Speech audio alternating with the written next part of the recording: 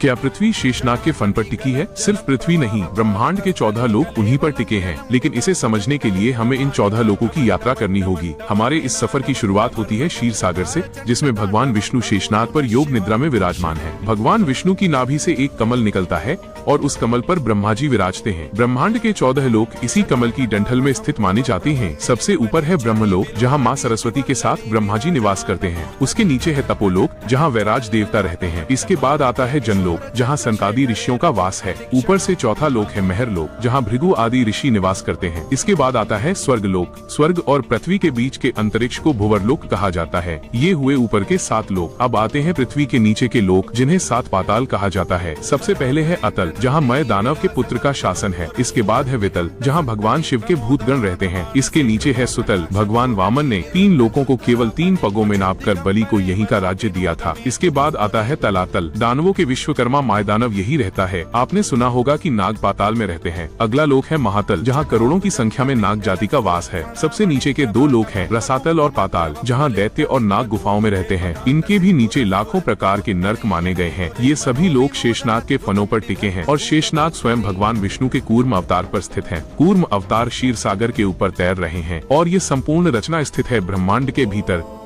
Like subscribe नहीं किया? कहानी कैसी लगी कमेंट में अपनी भावना लिखिए।